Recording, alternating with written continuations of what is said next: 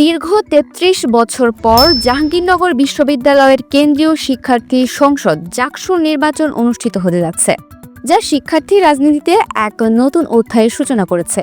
কিন্তু এই নির্বাচনের আগে একটি যুগান্তকারী সিদ্ধান্ত নেওয়া হয়েছে, যা দেশের অন্যান্য শিক্ষা প্রতিষ্ঠানের জন্য একটি দৃষ্টান্ত হতে পারে। জাকসুর নির্বাচন কমিশন এই নির্বাচনে অংশগ্রহণকারী সকল প্রার্থীর জন্য ডোপ টেস্ট বাধ্যতামূলক করার সিদ্ধান্ত নিয়েছেন। এই ডোপ টেস্টের দাবিটি প্রথম উত্থাপন করেন ভিপি প্রার্থী রাব্বি হাসান, যিনি এই দাবির সমর্থনে অনশনও করেছিলেন।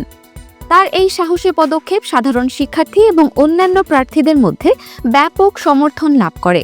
এটি প্রমাণ করে যে দেশের শিক্ষার্থী সমাজ একটি সুস্থ, মাদকমুক্ত এবং স্বচ্ছ রাজনৈতিক পরিবেশ চাই। প্রার্থীদের এই দাবির ভিত্তিতে নির্বাচন কমিশন এই সিদ্ধান্ত নিয়েছে। তারা জানিয়েছেন যে তারা বিশ্ববিদ্যালয় প্রশাসনকে ইতিমধ্যে চিঠি দিয়েছেন যেন এই প্রক্রিয়া সম্পন্ন করা হয়।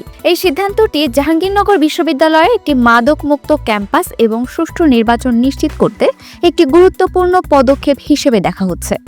অনেক প্রার্থী প্রশাসনের এই সিদ্ধান্তকে স্বাগত জানিয়েছেন, তবে তাদের মতে এই পদক্ষেপ আরও আগেই নেওয়া উচিত ছিল।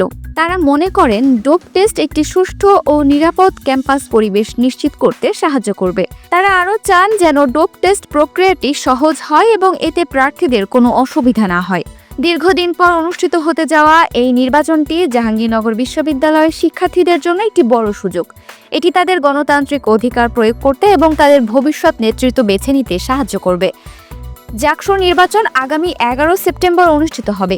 এই নির্বাচনটি কেবল জাহাঙ্গীরনগর বিশ্ববিদ্যালয়ের মধ্যে সীমাবদ্ধ নয়, বরং এটি দেশের সামগ্রিক শিক্ষার্থী রাজনীতির জন্য একটি নতুন দিক নির্দেশনা হতে পারে।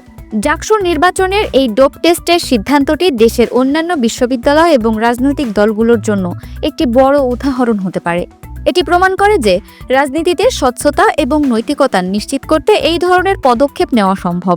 এটি একটি উন্নত এবং সুস্থ সমাজের দিকে আমাদের এগিয়ে নিয়ে যাবে। Multimedia desk, Dinajpur TV. Dinajpur TV, মানুষের জীবনের কথা বলে।